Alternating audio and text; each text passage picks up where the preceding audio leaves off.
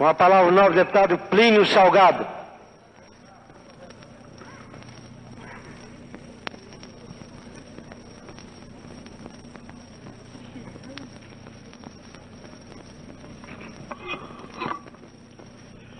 Senhor presidente, senhores deputados, a bancada do Partido de Representação Popular, que fala por meu intermédio, vem concorrer junto a todos aqueles que lamentam profundamente a morte de Gabriel Passos, dando as razões particulares e gerais dessa sua profunda mágoa.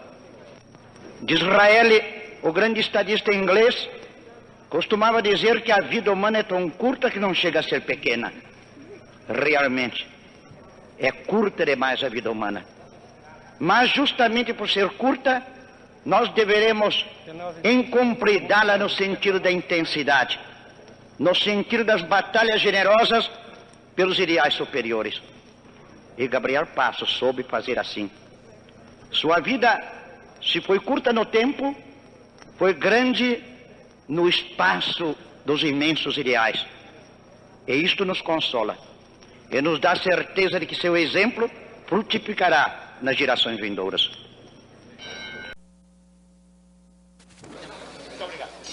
Com a palavra o nobre deputado Plínio Salgado.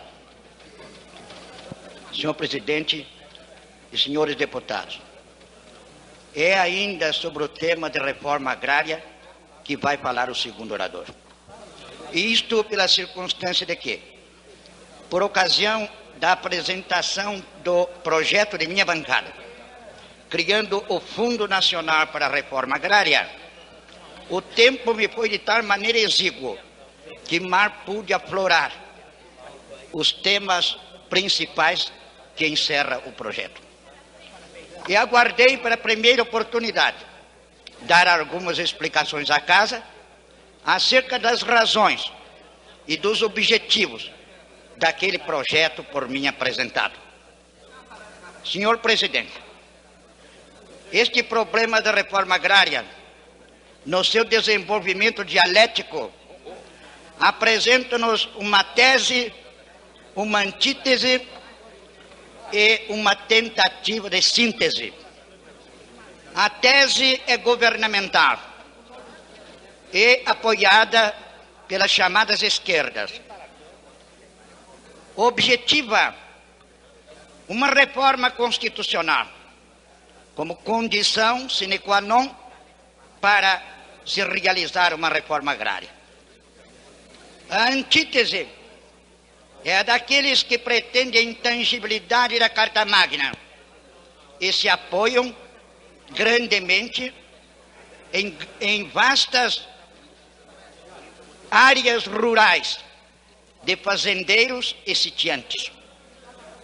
Entre uns e outros, surgem aqueles que pretendem uma conciliação, apresentando, para seguirmos os métodos de raciocínio marxistas com fundamento em Hegel, uma síntese. Mas esta síntese não é verdadeiramente síntese, mas uma capitulação. É o partido majoritário que tem se empenhado vivamente no sentido de conciliar a bem-querença do poder e em circunstâncias de não se haver mal com as raízes eleitorais, as massas eleitorais, principalmente dos estados centrais, como Minas Gerais. Pretendem eles conceder a reforma constitucional em termos mais amenos e que possam ser aceitos, entendendo que desta forma preservam o princípio da propriedade. Entendo que não temos, portanto, uma síntese, mas uma capitulação, seja qual for a reforma que se faça, ainda que em detrimento do pensamento governamental, é capitular. Meu partido entendeu de exercer a sua função histórica. Já o grande homem de Estado, saudoso Odilon Braga, num discurso pronunciado na sede de meu partido, quando foi nosso candidato, qualificou a nossa agremiação partidária com o nome de Partido Saquarema.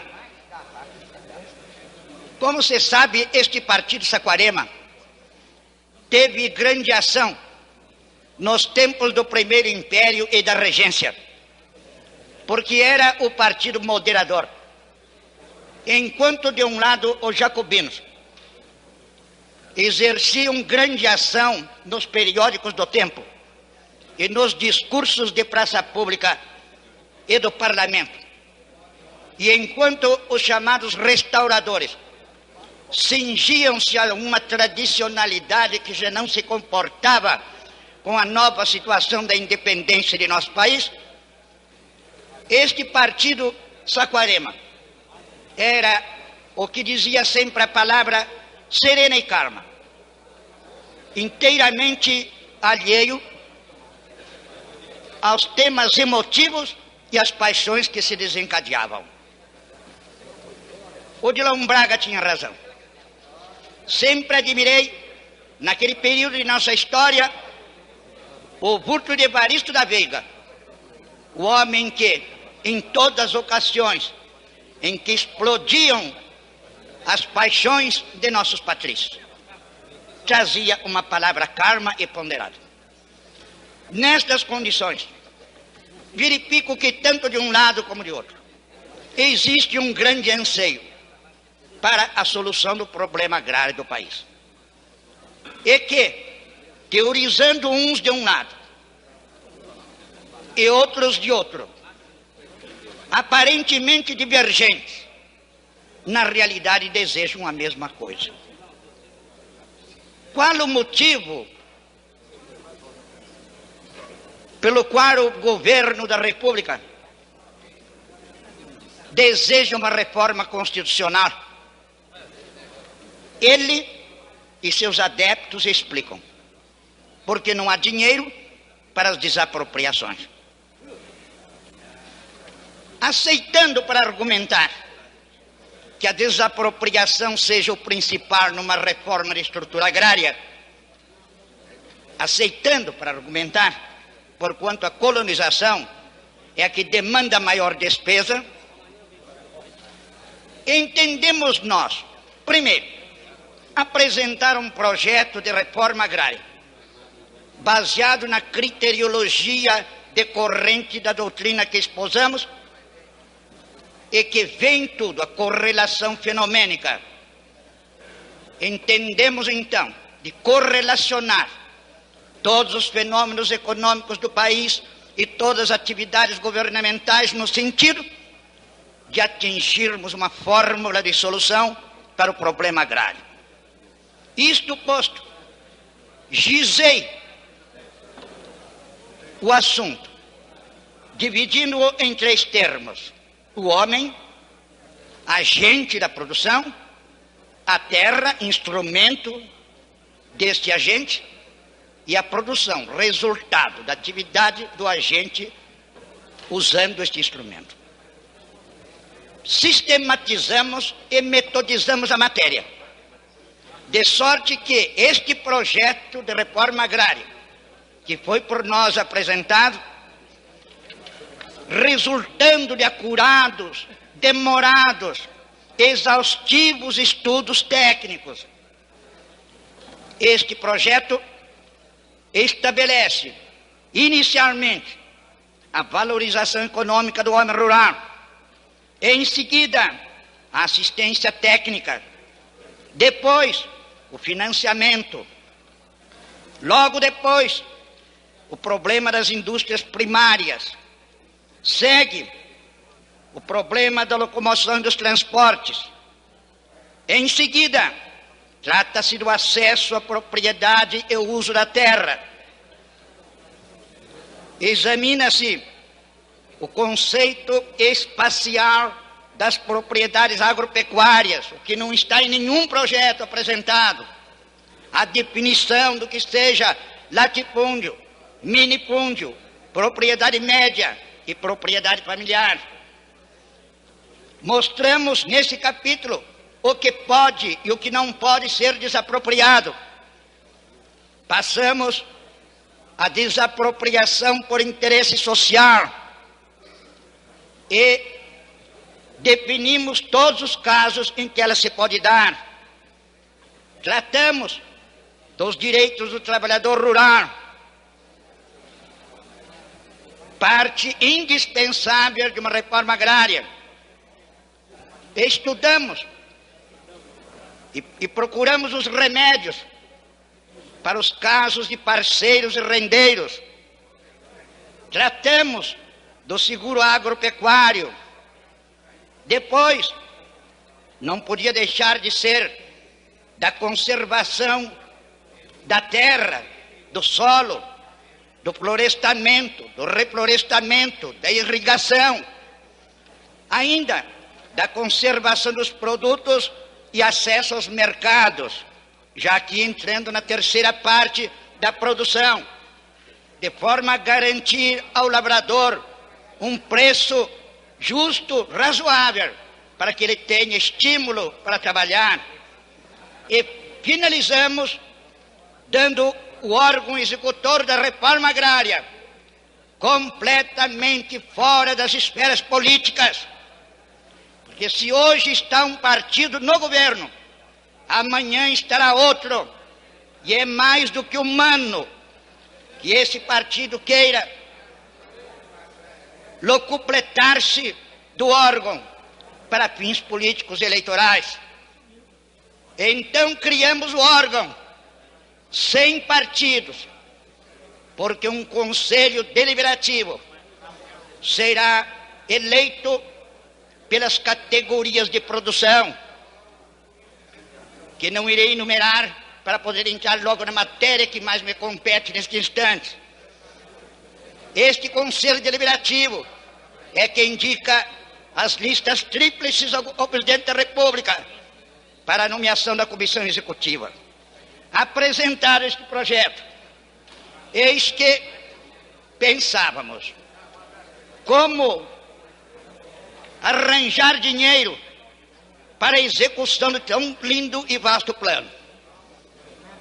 Eis que nesta Câmara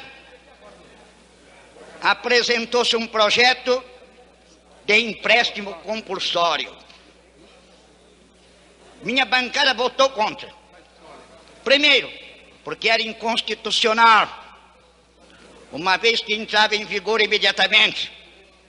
Segundo, porque era injusto, recaindo sobre assalariados, sobre os pobres da classe média. Por isso votamos contra. Mas, como diz o povo, que todo mal traz o bem na cauda, trouxe para nós a chave para a solução do problema financeiro da reforma agrária. Pensamos, quem deve ser os que precisam arcar com as despesas para essa imensa pobreza do nosso território, muitas vezes exagerada, nos algarismos apresentados pela demagogia comicieira, mas na realidade existente no país. Quem deve pagar as despesas? Evidentemente que devem ser os que estão melhor na vida, os mais ricos, os mais abastados. E aqui me reporto a uma passagem do discurso do deputado Brito Velho que me precedeu, quando invoca o testemunho de Chesterton e lê, daquele brilhante espírito britânico, uma página oportuna e adequada a esta matéria. Que diz Chesterton?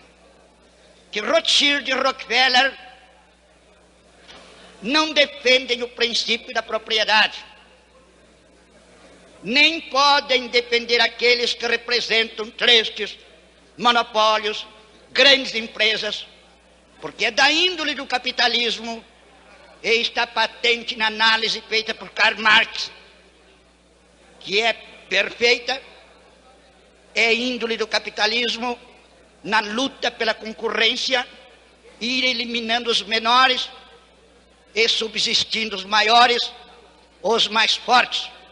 Por conseguinte, o capitalismo atenta contra o princípio da propriedade. Isto posto, e dentro do pensamento de Chesterton, cuja página não nos ocorrera então, mas que agora vem a calhar, elaboramos o projeto do Fundo Nacional para a Reforma Agrária.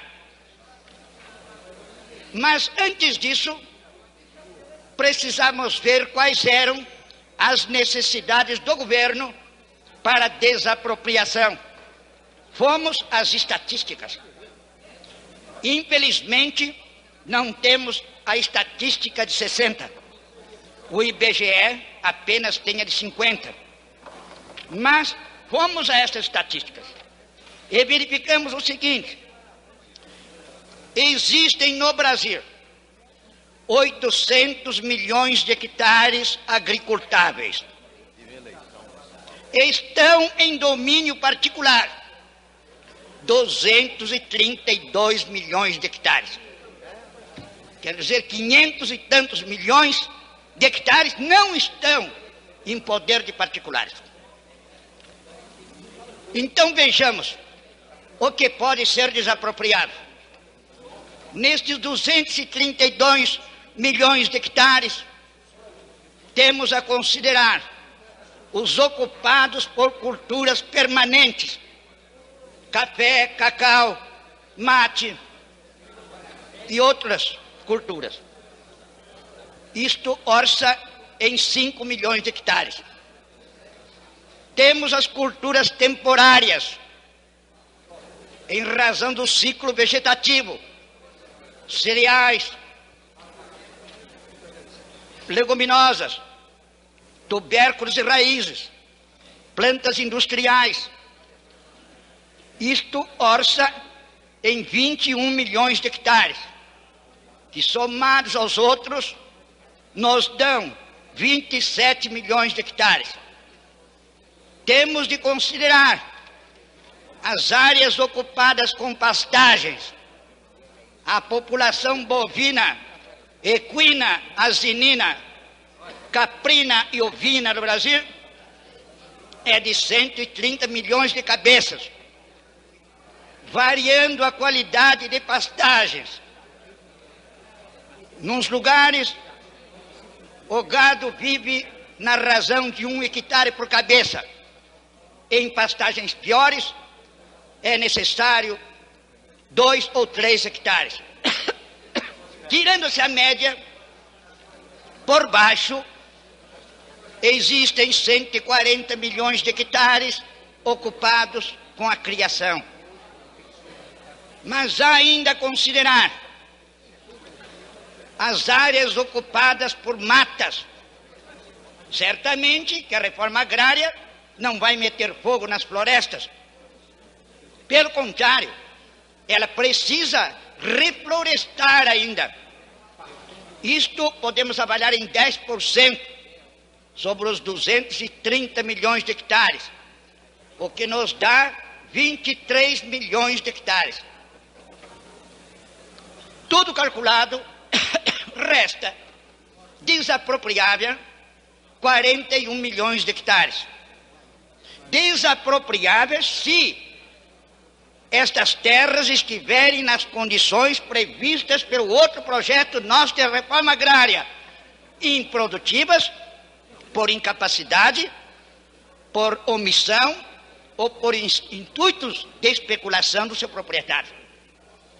Mas vamos dar para argumentar que tudo isso, esses 39 a 40 milhões de hectares, devem ser desapropriados. Nestas condições, cumpre verificarmos o preço. Ele é variável, imensamente variável neste país variável. Nunca o princípio de Aristóteles da unidade diferenciada se aplicou tanto num país como o nosso. São regiões inteiramente diversas. É conhecer, como eu conheci, não nos livros, mas pelos meus olhos, as regiões do Amazonas, do Nordeste, do Centro e do Oeste e do Sul. E verifica-se imensas disparidades, não só quanto ao valor da terra, o valor produtivo da terra, mas o seu valor venal. Não tivemos ânimo, para sermos honestos, de estabelecer rigorosamente uma média em algarismo, mas estamos autorizados, pelos estudos que fizemos, pelas meditações a que nos entregamos, a prever que, se o governo da República quiser desapropriar esses 40 milhões de hectares, não precisará mais do que de 500 a 600 bilhões de cruzeiros. Então vamos arranjar dinheiro para o governo, para não haver o pretexto da reforma constitucional, que abre um terrível precedente na vida do país, abre as portas para novas reformas, e o que é pior, queiram ou não queiram, fere na raiz o princípio da propriedade. Então vamos buscar onde? Onde Chesterton nos mandaria buscar, nos ricos. E o nosso projeto, lerei rapidamente pequenos trechos da justificativa. O nosso projeto, do ponto de vista financeiro e monetário, o plano adotado para a constituição do Fundo Nacional para a Reforma Agrária é o que apresenta com reais perspectivas de sucesso. Se apresenta não implicando em nenhuma medida capaz de influir nos custos da produção e, em consequência, provocar alta do nível de preços. Suas características mais marcantes são exatamente as de contribuir para o esforço governamental no sentido de conter a inflação, não só porque a incidência do empréstimo compulsório se faz sobre os rendimentos já produzidos, portanto, na fase da distribuição da riqueza, como porque alguns de seus itens são tipicamente de caráter anti-inflacionário. Chamo a atenção para dois itens do artigo 3º deste projeto. O que determina que os bancos que hoje recolhem a SUMOC, 28% dos depósitos, recolham mais 10%. Mas em que caráter? No caráter do empréstimo, recebendo títulos resgatáveis e ganhando juros. Os bancos devem ser interessados no desenvolvimento agrícola do país. Interessados mesmo, egoisticamente interessados. Portanto, não os fere. Outra, os serviços prestados ao governo, autarquias e ministérios, serão pagos 30% em títulos resgatáveis e ganhando juros. E isto é medida também de grande importância para o equilíbrio do orçamento da República. E, ao mesmo tempo, beneficia o plano da reforma agrária.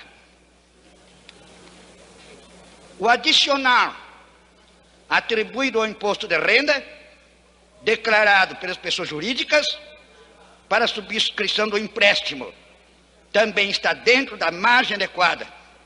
De margem adequada. Fizemos cálculos precisos para não gravar demais, mas para vir concorrer para isso. Outras medidas adota o projeto sobre o movimento de aposta nos jockeys clubes. Sabeis que só São Paulo e Rio fazem um movimento semanal de $500 milhão. Então, uma parte será recolhida para empréstimo compulsório. O mesmo as loterias. os prêmios de loterias. Atualmente paga-se um imposto de 30%. Neste caso não será imposto, será uma parte recebida em títulos resgatáveis, ganhando juros. Este projeto dá ao governo da República 730 bilhões de cruzeiros. Não tem dinheiro? Pois tome lá que está o dinheiro.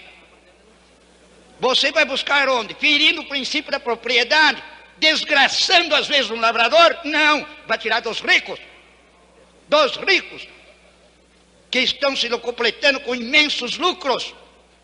Hoje é na grande indústria, são os grandes exportadores e importadores, são os grandes estabelecimentos bancários que estão se enchendo cada vez mais, enquanto a zona rural está cada vez mais empobrecendo.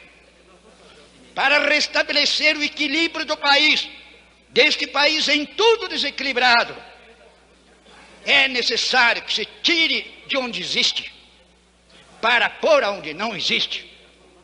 E aqueles que estão onde existe o dinheiro, dentro de alguns anos, vão se regozijar, porque aumentou o poder aquisitivo de grandes massas agrícolas e, consequentemente, eles se vão ressarcir com outros lucros futuros, depois de um ato que não chega a ser um sacrifício no presente. Senhor presidente e senhores deputados, causa tristeza ao homem público que estuda seriamente os problemas da sua pátria, que deseja ser honesto nas suas proposições. Causa tristeza verificar uma certa indiferença com que as ideias por ele apresentadas são recebidas. Alguns elogios, algumas palavras de estímulo e o silêncio, a paralisação dos projetos neste labirinto de creta que se chama tramitação da Câmara, a manobra dos grandes partidos, uns pretendendo encontrar fórmulas conciliatórias, outros assumindo uma atitude que, embora justa e nobre na defesa da Constituição, torna quase impossível a solução do problema, o que os atira para o campo de um reacionarismo incompreensível. É triste para o homem público ter que falar. Assumo esta tribuna quase sempre, ou em horas de crise que conturbam minha alma de brasileiro, ou em momentos em que quero chamar a atenção de meus pares para assuntos que a mim e a meus companheiros nos custaram horas longas e aturadas de pesquisa. Não foram apenas os 5 anos nos 3 sucessivos governos de gerência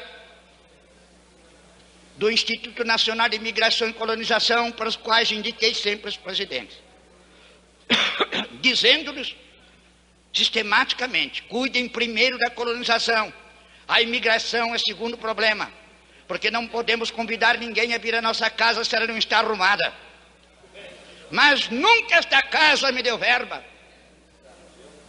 Nesta tribuna protestei 1000 vezes, porque o plano de colonização organizado pelos presidentes do INIC era a reforma agrária. Nem precisávamos de lei de reforma agrária. Se houvesse recursos financeiros que agora a Supra possui, 20 vezes mais do que o INIC, e não está fazendo coisíssima nenhuma quando tem todos os poderes na mão para iniciar a reforma agrária. Não foram apenas esses 5 anos de experiência. Não foi apenas a minha infância desabrochada entre rosais e milharais que meu pai plantava. Não foi a minha adolescência entregue à agricultura para sustentar minha mãe viúva e meus irmãos. Não foi apenas a felicidade que tive de ter exercido a profissão que deu a George Washington a visão perfeita dos problemas dos Estados Unidos, a agrimensura. Não foi apenas a minha função de escritor, pondo nos meus 2 primeiros romances, no estrangeiro, o problema da grande fazenda e do pequeno sítio. No esperado, o drama e a tragédia dos poceiros e dos grileiros. Não foi apenas o contato que tive com eminentes mestres em matéria de sociologia rural, como o professor Smith, ou os estudos que fiz da pequena propriedade do Instituto Scarpati de Nápoles. Nem os 8 anos que passei em Portugal exilado, atento à pequena propriedade que é comum naquele país.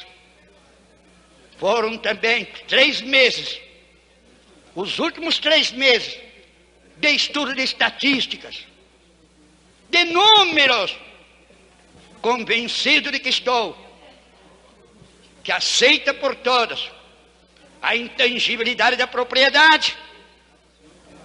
O problema da reforma agrária deixa de ser ideológico ou político, é problema técnico. E como problema técnico é que deve de ser encarado. E enquanto assim o não fizermos, não daremos a reforma das estruturas rurais do país. Senhor presidente e senhores deputados, vejo que minha hora já se extingue. E não esperarei aquela campanha que tanto aterroriza o meu brilhante colega Brito Velho. Dei o recado que queria dar. Vou conceder a parte ao meu brilhante amigo deputado Abdala, para em seguida encerrar. Vossa Excelência sabe, eminente deputado Plínio Salgado, da grande admiração que tenho por Vossa Excelência, pela vossa cultura e principalmente pelo grau de patriotismo com que Vossa Excelência encara os problemas do Brasil. Acompanho a vida de Vossa Excelência desde muito como escritor, como líder político e principalmente como defensor desta grande pátria. E hoje Vossa Excelência, no brilhante discurso que está fazendo, no meu modo de pensar, como industrial, venho de encontro aos princípios que Vossa Excelência defendeu. Estou certo que a indústria do Brasil, em todos os seus, dos menores produtores, acompanharão o pensamento e a forma pela qual Vossa Excelência orienta as necessidades da nação. E uma outra coisa quero dizer a Vossa Excelência, para acompanhar este grande projeto que Vossa Excelência expõe. Isto já é mais do que uma reforma agrária. Isto é uma perfeita orientação agrária para um povo que precisa erguer as suas forças agrícolas. Vossa Excelência já superou a reforma agrária. Vossa Excelência está com uma orientação agrícola que vai consertar a produção do Brasil. Senhores deputados, o testemunho de um industrial vem demonstrar que não firo os interesses da indústria quando pretendo conclamá-la, recrutá-la para vir ajudar os lavradores. Este projeto já tem sido realmente bem aceito também por banqueiros. Só nesta casa tem sido recebido com uma frialdade que me espanta. Me espanta e me traz a profunda tristeza. Senhores do governo, senhores da oposição, senhores de esquerdas e direitas, nós todos somos brasileiros. Nós todos devemos caminhar para a solução mais fácil, mais eficiente deste problema da reforma agrária e de outros. A palavra ao nobre deputado Plínio Salgado, pelo PRP. Senhor presidente e senhores deputados, a bancada do Partido de Representação Popular, por meu intermédio, vem manifestar aqui dessa tribuna o profundo sentimento de pesar pelo falecimento de maneira tão trágica do grande presidente John Kennedy. Na verdade, estas não são palavras meramente protocolares de uma solenidade cívica. São palavras que vêm do fundo do coração, porquanto no instante em que tive a notícia do bárbaro atentado que fez tombar o eminente estadista, foi como se tivesse tido notícia da morte de uma pessoa de minha família. E, na verdade, esse é o sentimento de todos os brasileiros. Porque este grande presidente era de nossa família. Era da família dos que lutam pela liberdade dos povos, pela manutenção dos direitos humanos, pelo império da justiça contra a violência, pelo equilíbrio deste mundo que se desequilibrou nos fins da última grande guerra. Este grande presidente, do qual se teceram os mais justos elogios, e sobre o qual falaram oradores de estirpe em palavras brilhantes, esgotando a matéria, este grande presidente, para mim, não se revelou no ardor da sua mocidade, quando praticou atos heróicos na defesa de sua pátria e das liberdades do mundo. Ele se revelou principalmente quando jornalista acompanhou o fim da grande tragédia na Conferência de Potsdam. Ele, ainda jovem, percebeu, como jornalista arguto, que se quebrava o equilíbrio do mundo, principalmente o equilíbrio europeu. Quem diria que este jornalista iria ser o herdeiro de todos os erros praticados pelos próceres vencedores da guerra, desde a Conferência de Yalta até a Conferência de Potsdam. Quem diria que viriam ter às suas mãos estes problemas criados pela falta de visão desse equilíbrio europeu, que foi sempre a preocupação dos grandes estadistas, desde o Congresso de Viena, com Talleyrand, Canning e Metternich, até mais tarde, na Primeira Grande Guerra, problema compreendido pelos estadistas que então geriram a sorte do mundo. Vieram estes problemas ter as suas mãos jovens, e com que mestria soube ele portar-se em todas as circunstâncias difíceis criadas pelos erros de um passado próximo. Grande estadista, propugnador da paz do mundo, grande cristão, lutando contra a discriminação racial, grande amigo dos povos americanos, restaurando uma tradição que já vinha empalidecendo nos últimos tempos. Mas, senhores deputados, senhor presidente, no meio da nossa dor, fica um ponto de interrogação. É preciso, como nas tragédias gregas, interpretarmos tão pavoroso acontecimento. E as perguntas que afloram no íntimo de nossa alma são estas: quem? Quais? Por quê? Como? A esta última pergunta já tivemos resposta. Como? Sabemos como foi. As outras não temos resposta.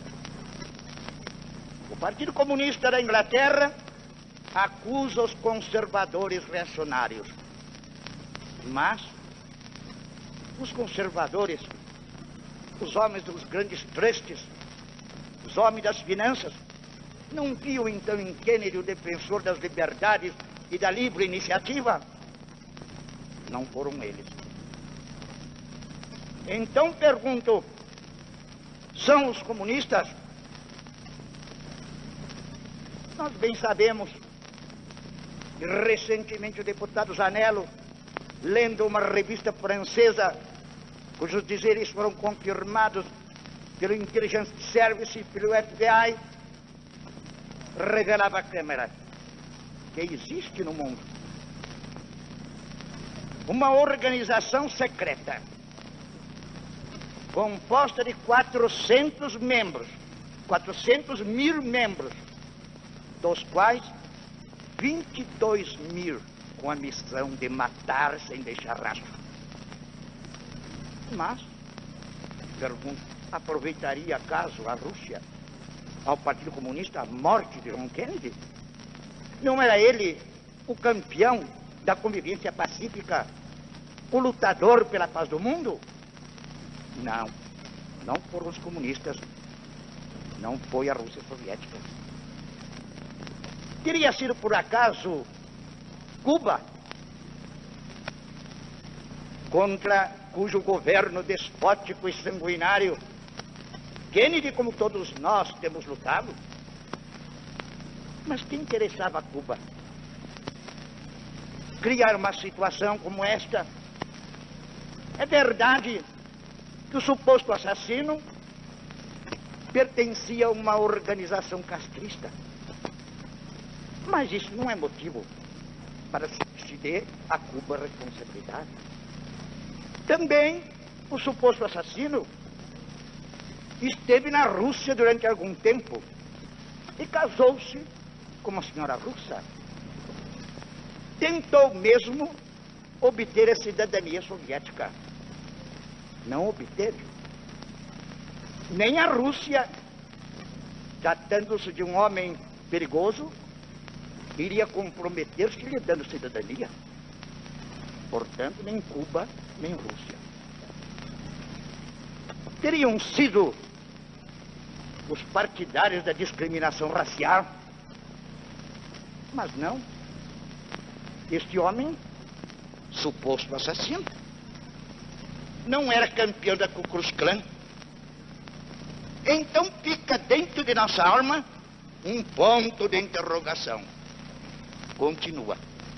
Quem? Por quê? Nestas circunstâncias, senhores deputados, nós volvemos nosso espírito para as tragédias de Ésquilo e de Sófocles. Vendo o homem inerme diante da fatalidade e dos destinos traçados pelas parcas e pelas barbaridades contra o gênero humano praticada pelas Eumênides, as imprecações aos oráculos, as imprecações dos personagens de Ésquilo, de Sófocles, diante dos oráculos, a implorar clemência dos deuses, e ignorando seu próprio destino e a fatalidade que os iria certamente colher, são os que vêm agora à nossa boca. Senhor Deus, por quê? Como? Por que aconteceu isto?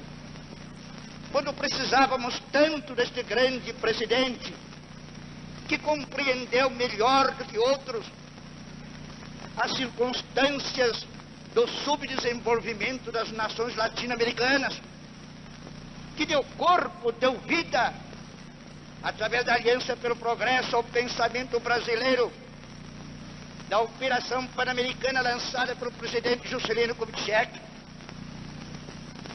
e deu vida principalmente porque deu substância a estes propósitos do equilíbrio econômico do Novo Mundo.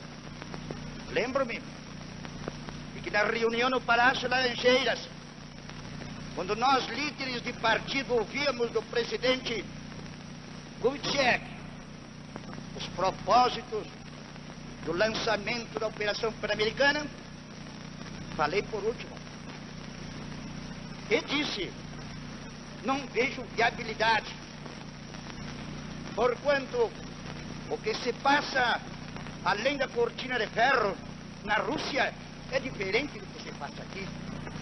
Lá eles têm uma filosofia de vida, eles têm uma doutrina de Estado pelas quais se batem.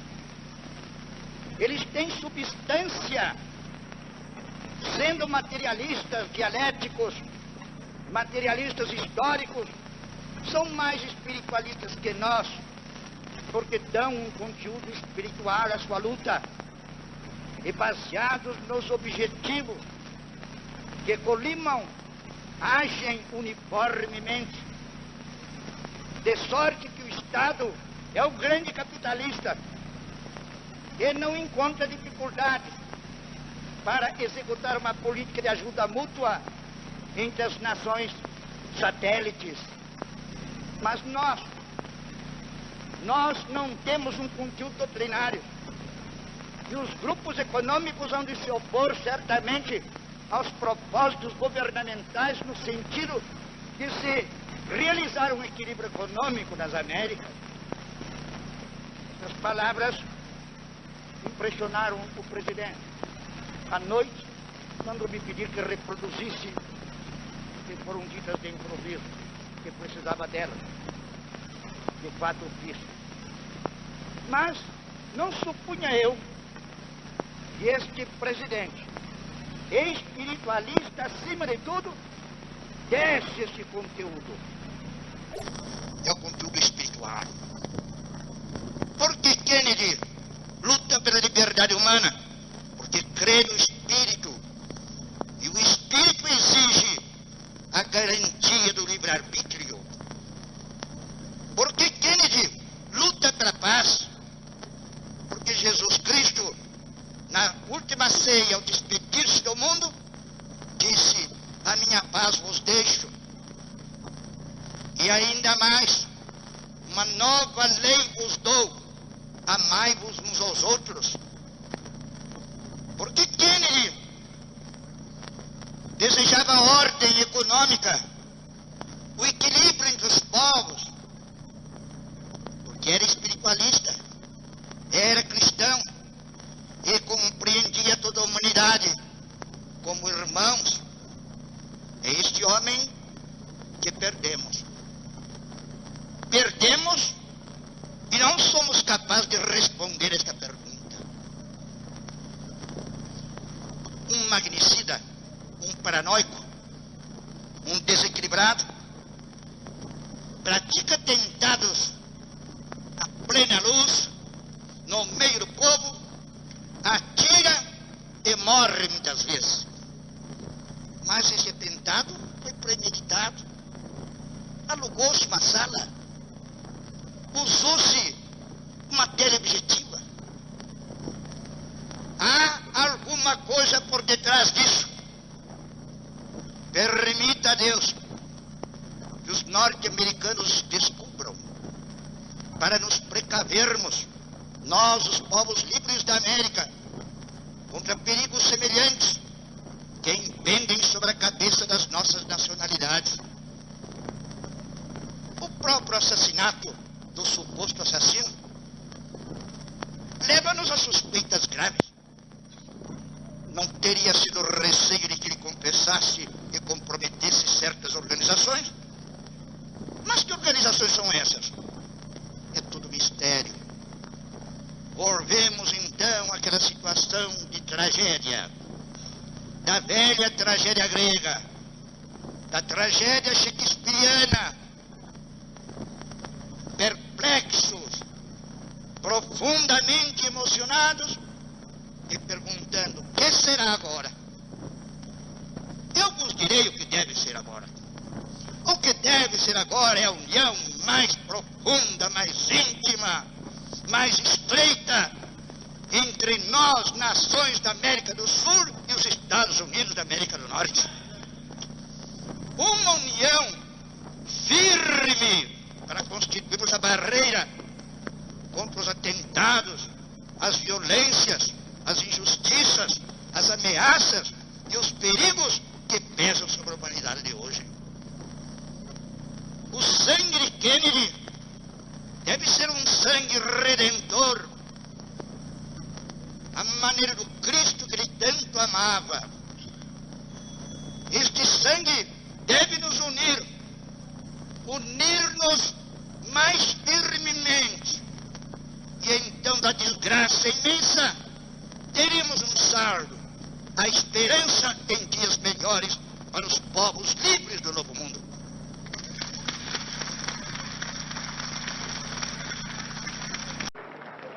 A palavra ao nobre deputado Plínio Salgado, pelo Partido de Representação Popular.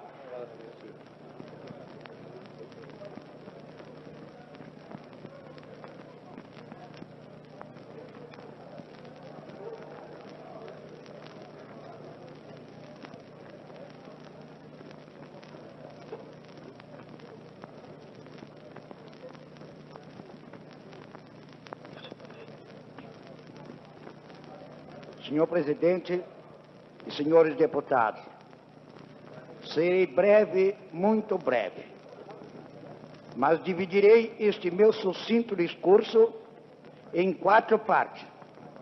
Primeiro, a convivência. Segundo, a admiração e o orgulho.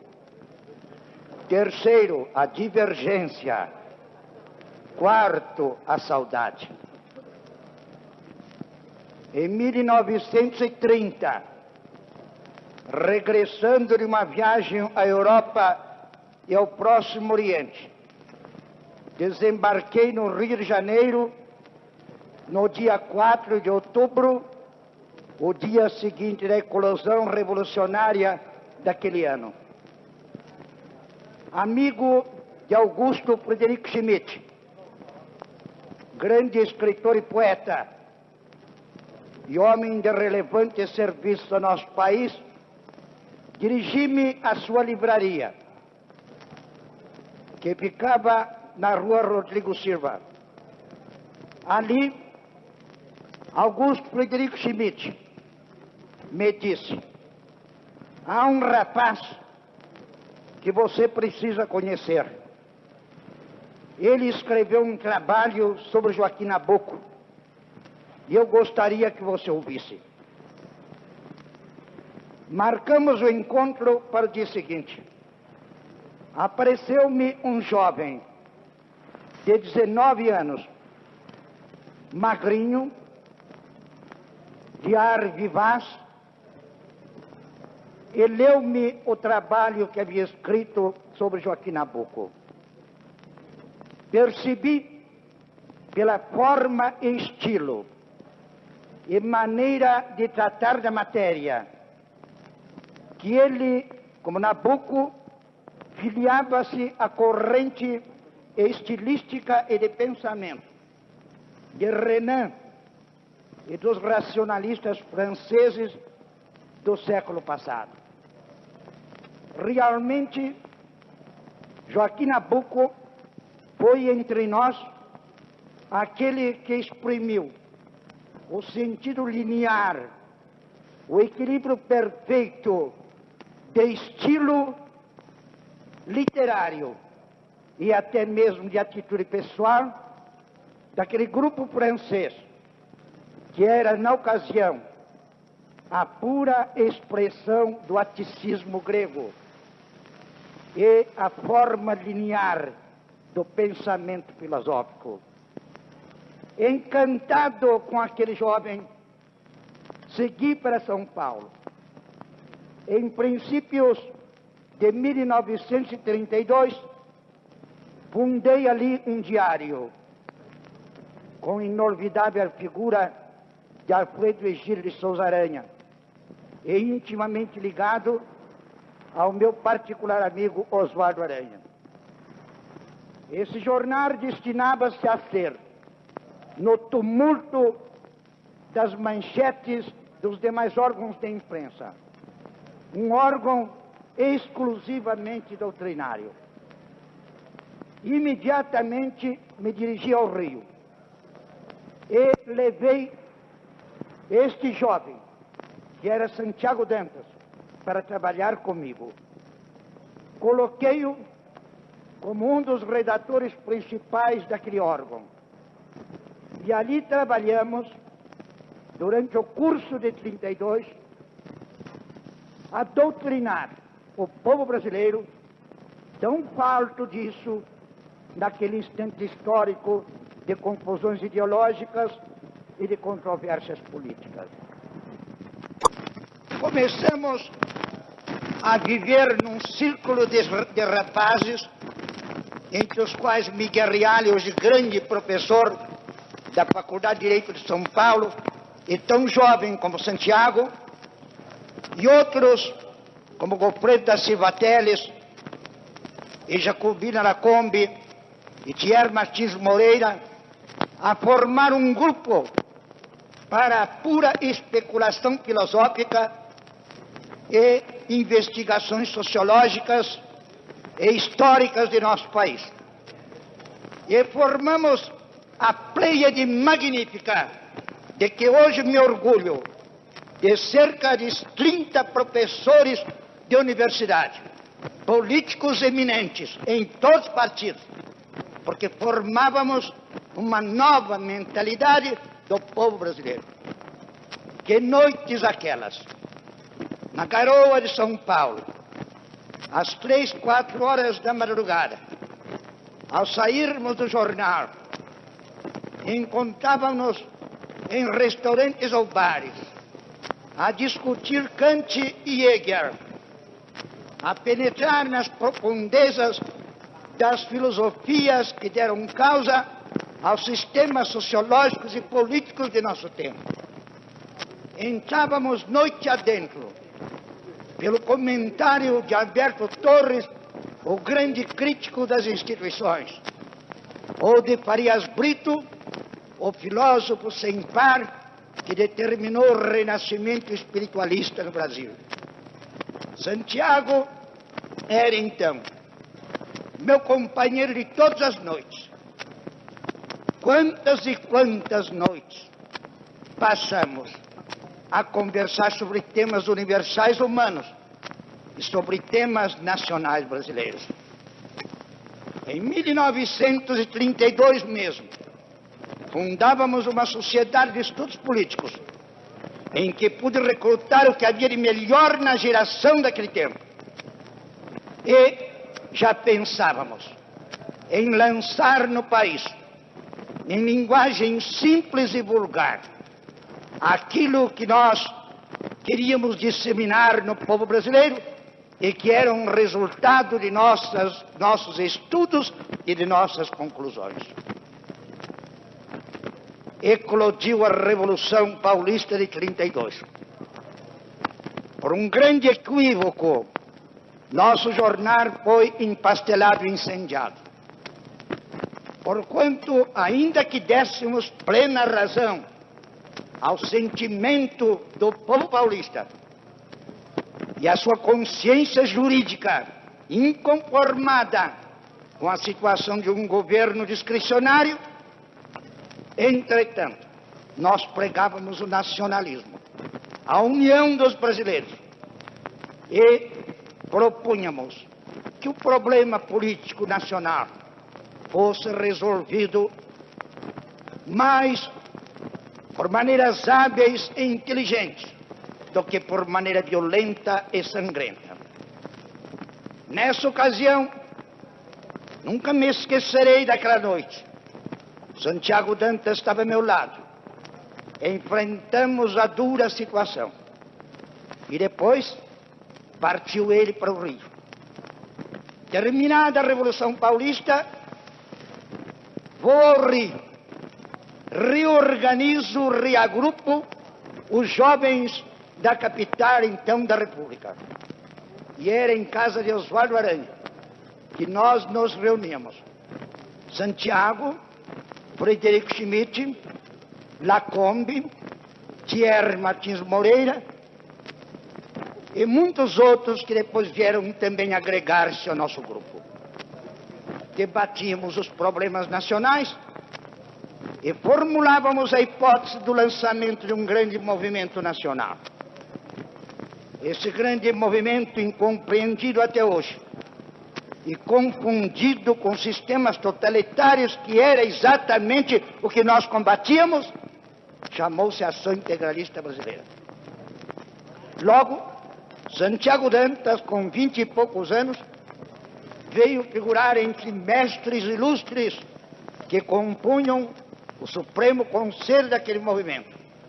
Homens da estatura de Rocha Vaz, de Belisário Pena, almirantes, generais, professores de medicina, de direito, de engenharia, e Santiago, um jovenzinho, figurava entre os primeiros, pelo seu talento, pela sua cultura, pelo seu idealismo. Foi secretário nacional desse movimento. E juntos trabalhamos até o golpe de Estado de 1937. Antes do golpe de Estado, o então presidente da República e logo depois ditador enviou-me pelo senhor Francisco Campos a Constituição que ele deveria outorgar por um ato de força e pedia meu exame e assentimento. Pedi a cópia, levei para casa e chamei os 3 jovens de minha confiança: Santiago Dantas, Miguel Reale e Loureiro Júnior, todos professores de direito mais tarde. E examinamos o documento e chegamos à conclusão de que não deveríamos aceitá-lo, porque era totalitário, suprimia o legislativo, subordinava o judiciário e de tal maneira engorgitava o poder executivo que entraríamos num regime verdadeiramente fascista. Comuniquei o fato a Francisco de Campos. O presidente da República de então pediu um encontro. Encontrando-me com ele, insistiu para que eu aceitasse aquele papel, como ele chamava. O papel era a Constituição. Porquanto o Brasil precisava urgentemente, dado o avanço do comunismo. Declarei-lhe que não poderíamos aceitar, porque nosso objetivo era uma democracia orgânica, garantindo a liberdade dos brasileiros, e não um regime de força. Dado o golpe de Estado, ainda insistiu o presidente em que tomássemos parte no governo. Lembro-me de quantas reuniões com Santiago Dantas, Miguel Reale e outros jovens, eram todos jovens, em que estudávamos essa hipótese que víamos ser inviável. Dizia o presidente que com o tempo ele chegaria à democracia orgânica como nós desejávamos, ao que retruquei que seria impossível, dadas as circunstâncias que o impediriam de o fazer. Desde essa ocasião, desencadeando-se uma perseguição contra o nosso movimento, Santiago esteve sempre a meu lado. Em 1938, articulou-se um movimento revolucionário no Brasil para restaurar a Carta Constitucional de 1934. Faziam parte desse movimento Otávio Mangabeira, Flores da Cunha, Armando Salles de Oliveira, Eduardo Gomes, hoje brigadeiro, o general Castro Júnior, general Euclides Figueiredo e numerosas outras patentes da Marinha e do Exército e homens públicos eminentes que não eram integralistas.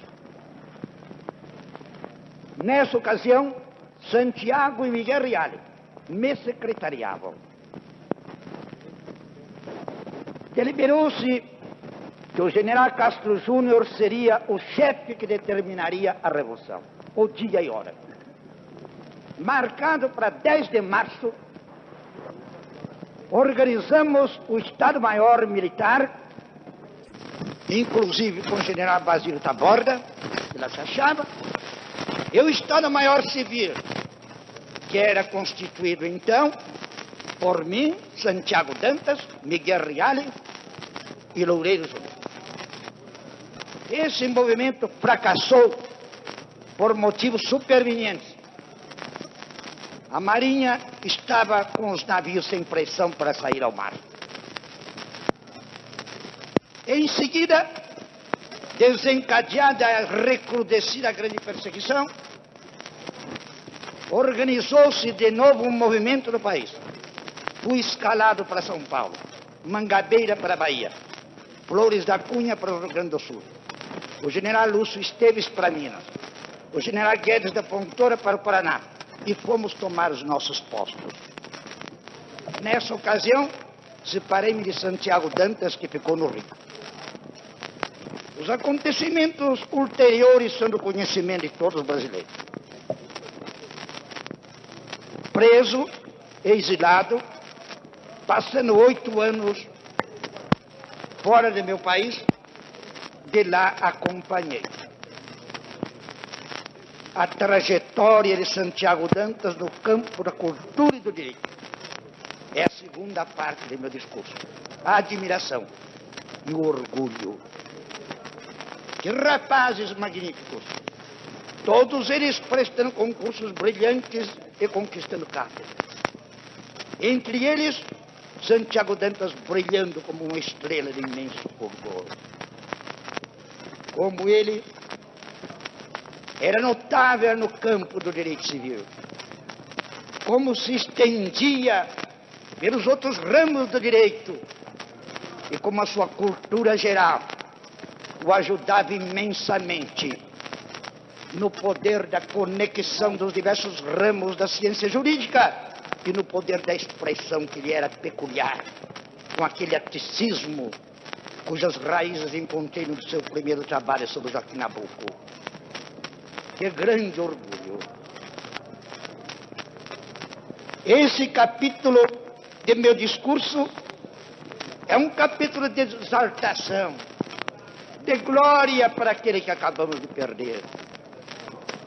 Eu tinha especial carinho e afeto, como tenho até hoje, por aqueles jovens que estiveram em torno de mim, que se realizaram na vida com tão brilhante fulgor. E eu acompanhava este jovem brasileiro, já atingindo a maturidade, pontificando como grande advogado e grande professor. Que homem notável! Como eu me orgulhava dele. Os tempos correram. E chegou o dia em que tive de escrever o capítulo da divergência. Divergir de Santiago Dantas, de suas atitudes nesses últimos anos, principalmente no que tange à política internacional. Tinha ele, por certo, suas razões respeitáveis. Tinha eu minhas razões históricas e de fundamento principal na estratégia militar da defesa da nação, que me levava à prática de uma política exterior que visasse, antes de tudo, os interesses da segurança externa e interna do Brasil. Então divergimos. Foi com dor, com muita dor, que isto aconteceu para mim. Mas passou-se o período das agitações neste plenário, das nossas divergências e controvérsias. E eis que entramos num período novo para a vida brasileira.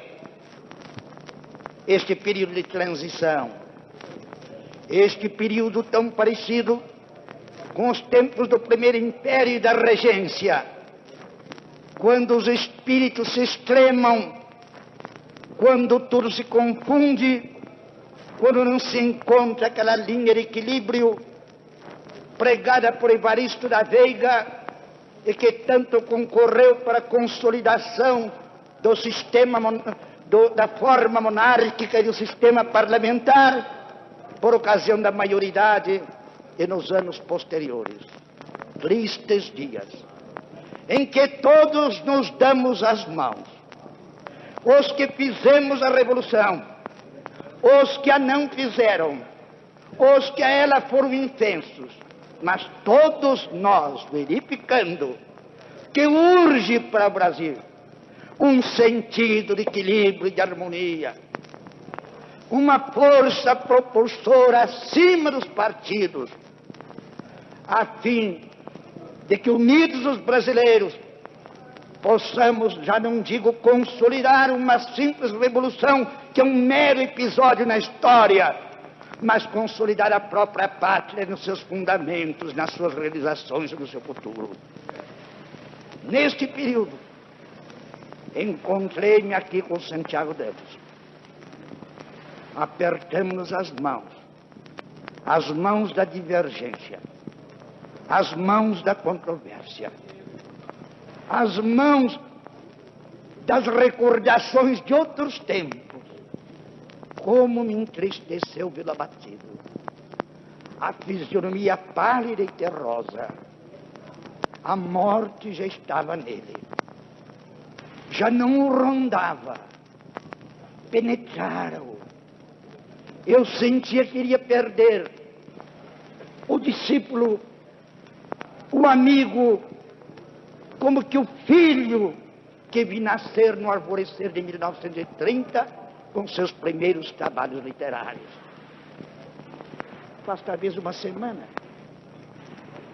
talvez um pouco mais, aqui na minha bancada, veio ele falar comigo, lá embaixo, junto à porta, a conversar com o nosso querido Geraldo. Estive com ele e fui triste para casa. E me manifestei no meu lar com os negros presságios, que bem me diziam intimamente do que iria acontecer. Agora, aconteceu. Aconteceu. O Brasil perde um grande filho. O Partido Trabalhista Brasileiro, um soldado, dos mais fiéis. A Câmara, um dos seus mais brilhantes expoentes. E eu perco aquele a quem tanto estimei, a quem amei como se for um filho. É com esta dor, com esta tristeza, que venho a esta tribuna expressar à Câmara a minha funda amargura, que deve ser também neste instante a amargura de todos os brasileiros.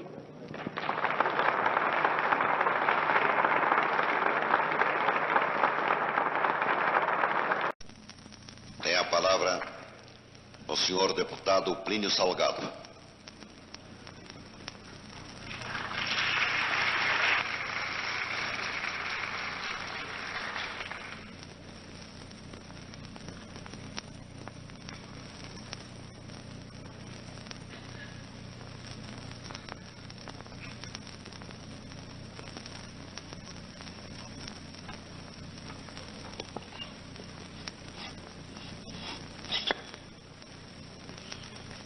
Senhor presidente, senhores senadores, senhores deputados, senhores representantes da Marinha, do Exército e da Aeronáutica. Mais do que o estudo da história e o conhecimento dos fatos que se desenrolaram em tempos pretéritos, entendo que a interpretação da história é o que mais convém para a formação do espírito cívico da nacionalidade e para o encaminhamento de sua marcha segundo seus destinos históricos. Tenho para mim que a história deve ser interpretada segundo os três fatores tomados unilateralmente pelos filósofos, mas que eu os conjugo numa só expressão. Há os que interpretam a história segundo as leis do determinismo materialista, condicionando os acontecimentos às circunstâncias anteriores que determinam novos fatos dos quais se geram outros. Há aqueles, como Carlyle, que põe na ação exclusiva dos heróis o comando dos acontecimentos históricos. Esses adotam o livre-arbítrio exclusivamente ou a interferência do homem na marcha dos fatos que se processam na história. E há, finalmente, aqueles providencialistas que colocam tudo nas mãos de Deus, como se Deus não tivesse dado liberdade ao homem para que ele colaborasse com sua ação nos desígnios da providência. Eu conjugo os três elementos e na apreciação da Guerra do Paraguai e dos fatos históricos brasileiros, entendo que operou o determinismo histórico baseado nas circunstâncias geográficas, que poderemos hoje chamar geopolíticas. Entendo que houve a interferência direta do livre-arbítrio das nacionalidades americanas. E entendo também que acima do determinismo histórico e do livre-arbítrio operou a providência divina.